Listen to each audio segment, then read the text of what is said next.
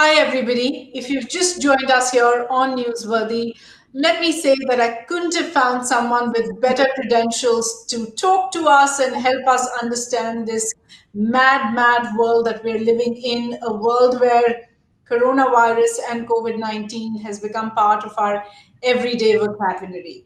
My guest today is Laurie Garrett, a Pulitzer Prize-winning journalist. Her reporting on AIDS, her coverage of the Ebola crisis are some of the most stellar pieces of reportage. She's been a fellow at the Harvard School of Public Health and a member of the Council on Foreign Relations. Laurie, I appreciate this time so much. Thank you. I have to be honest, a couple of weeks ago, I was reading pieces, going through some videos, and I saw that 2007 TED talk that you did. And why I say I have to be honest, because about 10 minutes into that, I paused it to check the timeline or to check the dateline, so to speak. Uh, I was a little surprised. I actually paused it to see, hey, is she talking about 2020 or was this recorded many, many years ago? So you spoke about everything that we are confronting in the world today, this global pandemic, how it's unfolded, how airports would shut, how China would act a particular way, how we'll all find it tough to sort of take medicines, vaccines, etc., because we've shut airports. Has anything surprised you broadly in how this pandemic has unfolded? Well, I've been on this whole question of emerging diseases and pandemics for more than 30 years. I wrote my first book about it in 1994, The Coming Plague, which actually came out in India about that time. And I've been to endless meetings where we role play scenarios where government officials play their positions and imagine now this disease has come. What do I do? How does my agency respond? And never did any of us imagine that the number one problem would be the president of the United States. In all of our scenarios, we basically imagined that the head of state would mean well, would try to do the right thing. And that where things would go wrong would be in the bureaucracy in some way, or in a kind of public hysteria or shortages of supplies, things like that. We just never imagined that the number one source of misinformation, the primary obstacle to a calm, rational response, would be the head of the most powerful country in the world. And if you actually look at leadership, it's turned out to be our biggest problem, whether you're looking at Jair Bolsonaro in Brazil or Xi Jinping in China, or frankly, Narendra Modi in India, and of course, Donald Trump and Boris Johnson. We're seeing leaders who just seem absolutely incapable of listening to the right scientific advice, having some sense of what's rational, what makes decent policy, and then acting on it. And it's startling.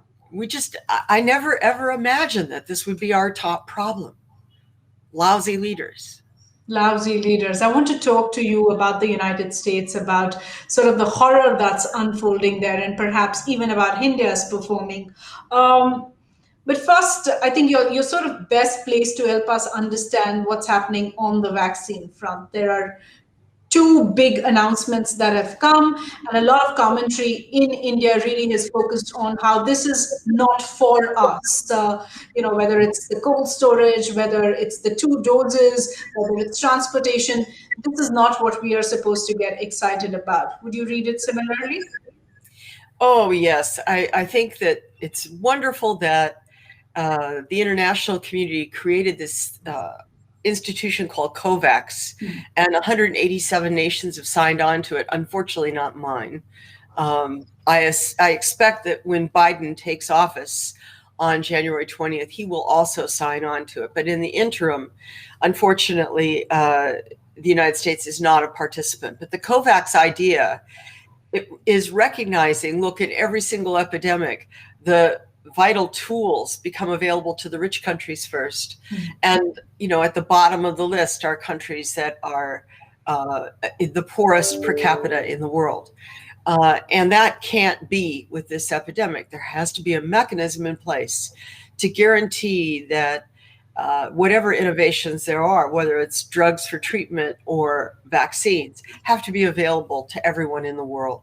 So the COVAX mechanism, which was set up by Bill Gates and World Health Organization and Gavi and UNICEF, is a great breakthrough, hopefully. However, you are correct. The first vaccines out of the chute, as we say, in this grand race, where more than 200 products are in the pipeline, are very, very difficult to make properly and to use. Even in the United States, it will be difficult.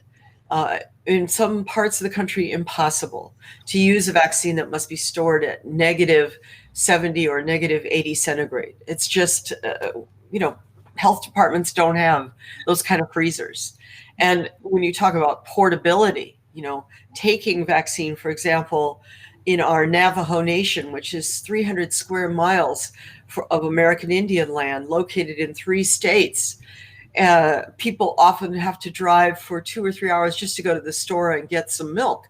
How are you going to do a -70 degrees centigrade vaccine there? So you are correct that these first 2, which are mRNA vaccines, unique, a type never used before, about which we can't really predict a great deal, but they look promising. Those are not likely to be what become the basis for global vaccination. However, there are some really, really exciting ones in the pipeline. People shouldn't be discouraged. And some of them will possibly even be a single dose vaccine, not require a booster. And they will require a cold chain, but nothing more than what is the case with measles vaccines and other routine child vaccination. Every nation, though, is going to have a task before it, because the truth is we never do well with adult vaccination anywhere in the world. We have really good systems in place for vaccinating children, and it's all kind of routine, and parents understand they need to, bring their kids in on certain dates for this shot and that shot. And, we've come to accept it globally. But adult vaccination is an individual voluntary act. And, a lot of adults don't like to comply. And we don't have good data systems tracking adults, whether or not they've been vaccinated, and especially if they need a booster, tracking them and saying, come back in, it's time for number 2. Yeah, a lot of what you've said, I believe, are already conversations that are happening in India, and I'm sure in many other parts of the world, whether it's cold storage, whether it's who are the people who are going to administer the vaccine, what are the priorities going to be. But I remember when I was seeing that 2007 TED Talk, I did remember something where you said that at no point in sort of history we've succeeded in getting a vaccine in a timely fashion to a certain number of people. So in that sense, I mean, I know that the task is enormous, but when can the world, and when I mean the world, I mean truly the world, the developing world included, hope for a vaccine for COVID-19? In February, I went on the record saying this was going to be a minimum 36-month crisis, and that we needed to prepare for something that would devastate the world for at least 3 years.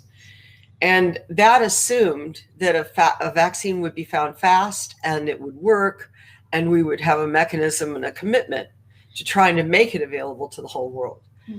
So that's my most optimistic. I stick with it. I still think it's an accurate forecast. And that is because obviously the rich world will buy up all the supplies and vaccinate the wealthy within the wealthy world first. And we'll see this trickle down effect over time.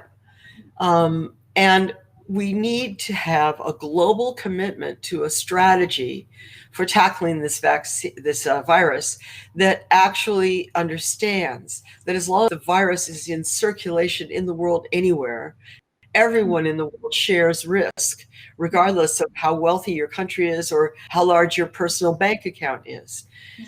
We don't yet have that perspective. at all. We don't have a perspective of solidarity, no matter what people say otherwise at World Health Organization or other places. The truth is we're all running off on our own. And everybody's developing their own national policies, and those are changing constantly as something doesn't work and they try something else. And I think that what will eventually happen is some vaccine will come out of the pipeline that is easier to use, that is less temperature sensitive, and that only requires one dose. That may not become test available and be proven and go through licensing until late 2021. That means that then the manufacturer will, of course, try to make a profit and recoup all their investment costs by distributing it in relatively wealthy countries at high price. But I suspect that if something is that effective, what will happen is that WHO and a lot of key international powerful players will start putting a lot of pressure on the company to allow generic manufacturing to occur. And in that case, India will actually play a pivotal role because India is the #1 generic manufacturer on the planet. And then the pressure will come down on India. Don't just make it for Indians, make it for the whole world. And India will feel the same sort of biting criticism that will first be levied against Western Europe, the United States, North America. Here in the United States, we face the issue that I have raised over and over and over again with epidemics, that we will allow the product to be available to us and we won't make it available just across the border to Mexico. It's terrible. In 2020, and I know that you've sort of mentioned it a little bit at the beginning, but in 2020, how do you see India's handling of the coronavirus? Oh, well, it's always difficult to view one nation's actions from afar as an outsider. And with that caveat, please, but you asked me, so I will answer. I was shocked when Narendra Modi declared there would be a clampdown and gave basically 24 hours notice to tens of millions, hundreds of millions of Indians that they had to leave where they were living in order to work and go back to their villages. And to make such an announcement and to not provide affordable transportation or any way for people to get to their villages, so that they walked, they hitchhiked, they climbed onto the tops of trains, whatever they could do. To me, this looked like a recipe for a horrible disaster, that they would take the virus with them all over the entire nation. And very remote villages that might have been spared the arrival of COVID-19 for a long time to prepare perhaps, suddenly had it in their midst. And that to me seemed an absolutely horrible policy. Subsequently, we hear of here's a policy and then it changes, here's a policy, then it changes. It's hard to see a lot of consistency in the Indian response. And one of the things I've learned in my modest time in India is that for the great mass of the Indian population that is either illiterate or semi-literate, it's vitally important that policy be consistent. They get a clear message, and that is the message they hear over and over and over again. And so they know what they're supposed to do, and they know what this new disease is, and how it affects people, how it transmits. And it's terrible to see that is not the case today in India. I think it's really hard for outsiders. No, I get that. I mean, I understand sort of your hesitation in commenting beyond a particular point. And I think there has been a lot of commentary in India as well, whether the lockdown, which was a complete full country lockdown, was really required. It hampered our economic activity, and it turned what was a health crisis into a humanitarian crisis as well, because you saw thousands and thousands of people wanting to go back to their villages because they simply didn't have a way to live in the cities or in the towns where they were living in. But but on the other side, the skeptics to your argument, or the skeptics to sort of the argument that I illustrated out right now, would say, hey, look at the numbers. Is there something that you see in the numbers? Because the numbers in India over the last couple of weeks have been looking encouraging. Do you believe it's too early to celebrate? Are we missing something there from where you're sitting and that part of the world which has seen a second wave, a third wave, some really horrific numbers staring? It's very clear that there's some things we need to understand much better about this virus to explain its distribution in key parts of the world. Obviously, Europe, Latin America, North America, we're all having a terrible time with this virus. And in contrast, the place that typically has the toughest time with outbreaks is breezing through sub-Saharan Africa, a very, very, very low rate of both infection and disease. China had the initial outbreak, but now we have more cases every day in the United States than the total number that China has suffered since last December. And so, there's something going on here that is more complicated than merely the policies or the actions taken by governments or by individuals to protect themselves. There's something else happening. We do see that now about 200,000 different strains of the virus have been fully sequenced genetically and analyzed. And there is a very different distribution in regions of the world of subtypes of this virus. There are hints that the subtypes make a difference, but we don't really know for sure. Clearly, the subtype that is in circulation in the United States, that's the dominant form, is not the dominant form anywhere in Asia. It's a very different constellation of types of COVID-19 or SARS-CoV-2 viruses. And we don't really, this is all stuff that needs to be further understood.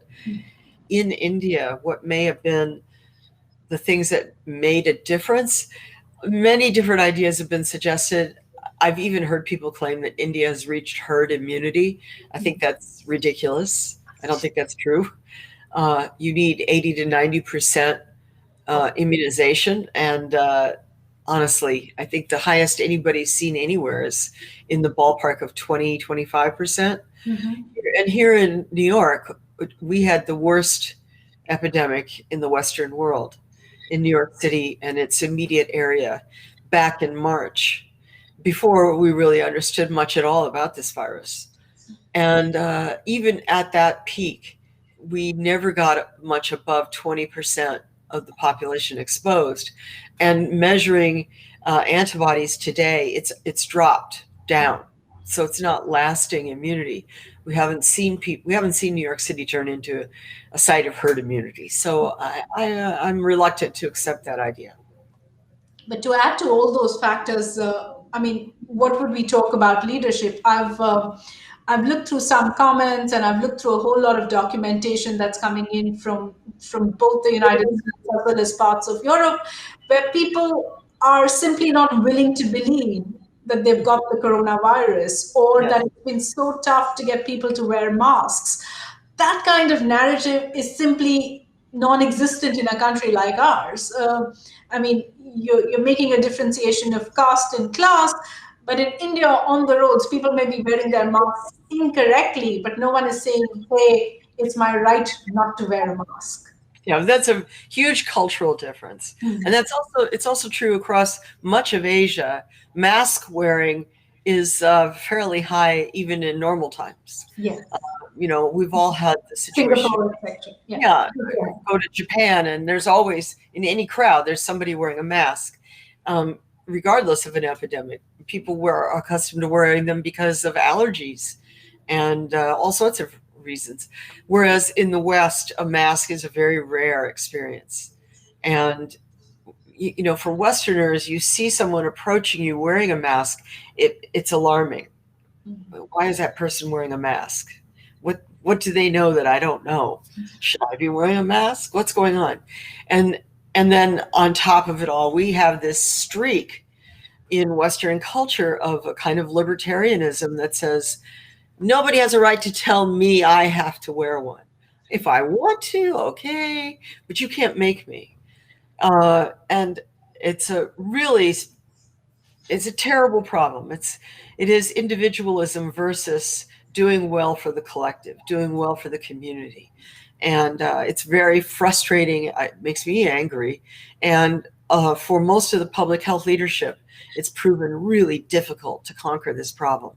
In many ways, it's getting worse, and of course, our president famously won't wear a mask himself, and he makes it kind of a sign of macho, real men don't wear masks. And we see that the refusal to wear masks is much higher in men than women. And it's much higher in Republicans than Democrats. It's much higher in conservatives than liberals. It's so stupid. And It's very frustrating. the fact that you had a president who hosted a super spreader event, I think sort of that goes on to say so much. I want to talk about and it's something that you and many other experts have spoken about, the lack of sort of federal leadership in the United States and contrasting it with many other countries. Yeah. There are some similarities there between the United States and in India. In India, health is a state subject, and when I say states, I mean all the respective states Mhm. have the powers to take decision when it comes to matters of health. But when it came to COVID-19, you saw a lot of decisions coming from the center, was centralized. The lockdown that you mentioned is one example where you locked down the entire country, so to speak, whether they had one case or Mhm. 10.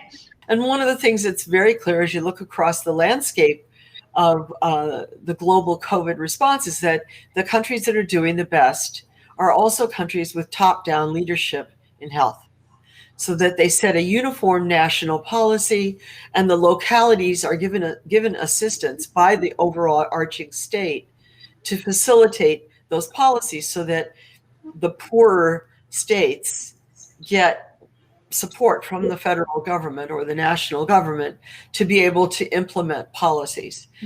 And therefore, money doesn't all skew and facilities don't all skew to the capital city or what have you. Um, I think one of the reasons Africa has done remarkably well so far is that Africans are accustomed to dealing with outbreaks and accustomed to hearing about health crises and to having orders decided from on top and then dispersed out over the nation. Whether it's everybody now put your child under a malaria bed net, and here come the bed nets, and they're subsidized through a series of complicated NGOs and foreign subsidies and donors and all that. But here they are. Now, here's how you put your child under this bed net.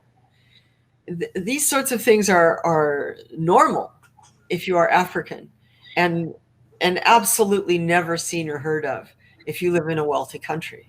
And so, ironically, in the face of an epidemic, you know, an African in the middle of a desperately poor part of the equatorial region is in better shape and better prepared to face the consequences than is somebody living in the Nomentana district of Rome.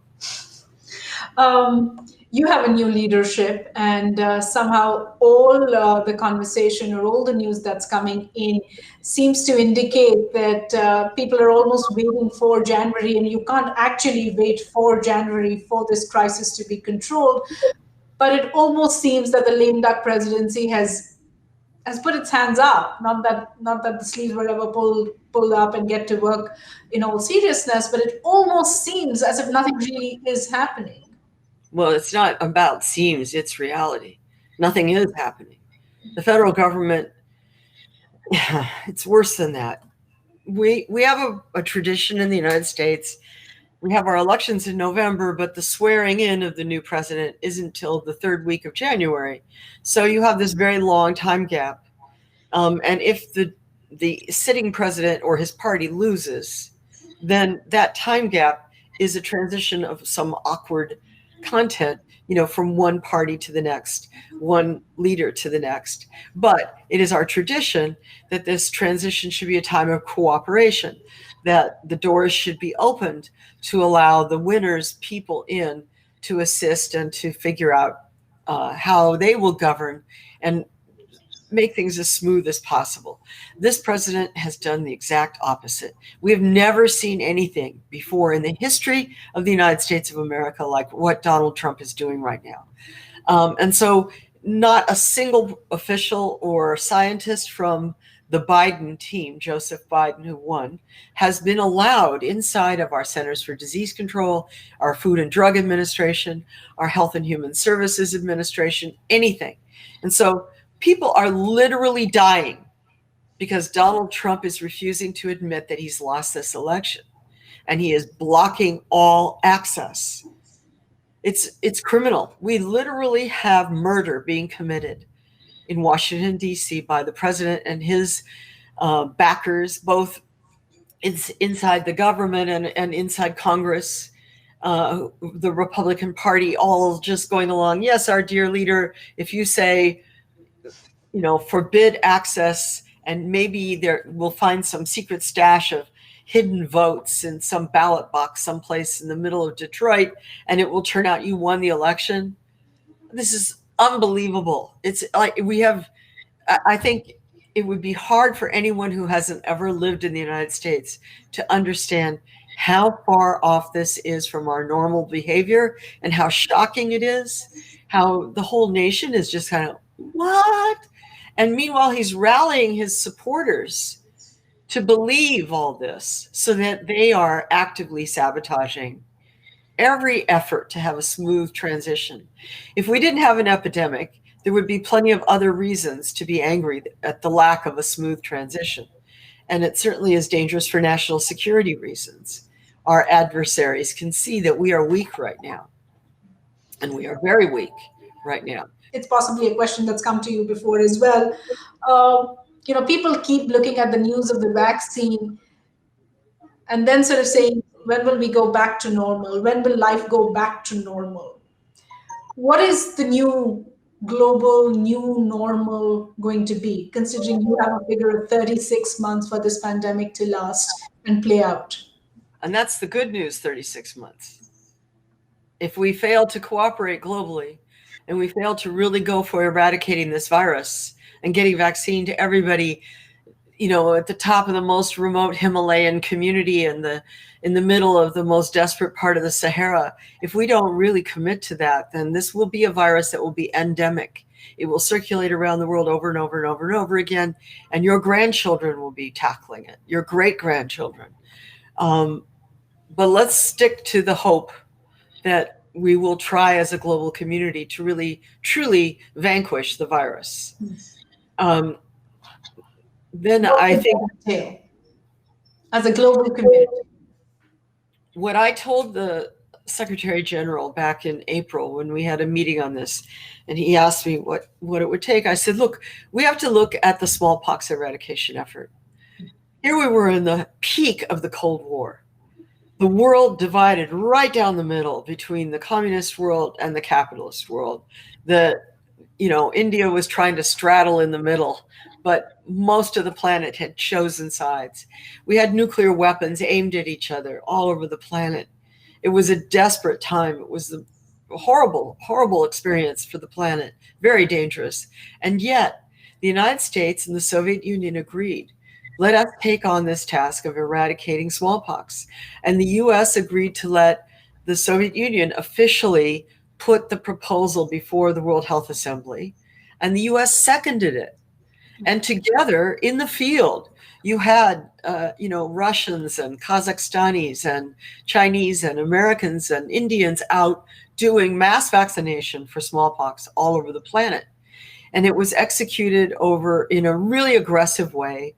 It took more than 10 years, but we vanquished it. There is no smallpox anywhere on planet Earth except in a couple of deep freezers, right? And we hope they never get out of those freezers.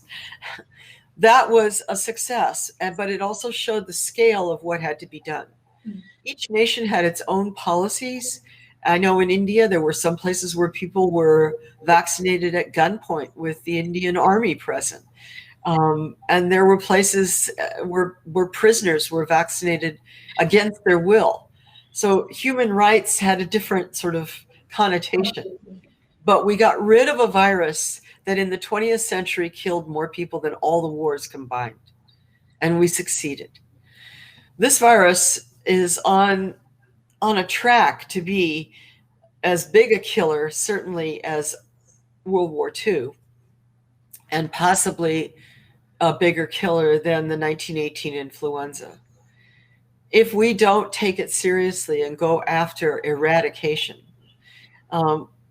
we're going to just see it circulate over and over and over again. It may mutate and take on forms that require creating a new vaccine because the old one no longer is effective, and similarly outwit treatments as we bring them online. And the global community will be stuck with this huge burden for a very long time, for generations. Smallpox model. What would that mean today? It would mean that China and the United States would have to start speaking decently to one another. And they would have to take the leadership. It's the modern day equivalent of the Cold War. And they would have to reach a strategic decision of shared joint venture to tackle and eradicate and lead the effort globally through all the multilateral institutions, the UN system, APEC, all those sorts of regional alliances, PAHO, et cetera, and lead the production efforts to manufacture massive quantities, billions and billions of doses of vaccines, and build that army, that massive public health army of tens of millions of people spread out across the planet to vaccinate, all the way into the most remote parts of the Himalayas and the most remote parts of the Amazon, and do so before we see indigenous peoples dying in massive numbers, as unfortunately is already starting in the Amazon, and do so in a way that is culturally sensitive, that doesn't repeat the smallpox vaccinated gunpoint approach, all of which makes it more difficult because you have to conquer the anti-vax movement, the people who believe in conspiracies and in crazy ideas. But somehow that's really, to me, the only option. If we can't figure out a way to go that path, then I think we're stuck with this virus and with its close cousins that will emerge. And we're stuck with it for generations. Okay, so we're hoping for Joe Biden, Xi Jinping, and perhaps Mr. Modi to come together and listen to much of what you're saying. Laurie, it's been an absolute pleasure. There's so much we've picked up and learned, and that you put in perspective for us. Thank you very much, and good luck. Well, and good luck to you too.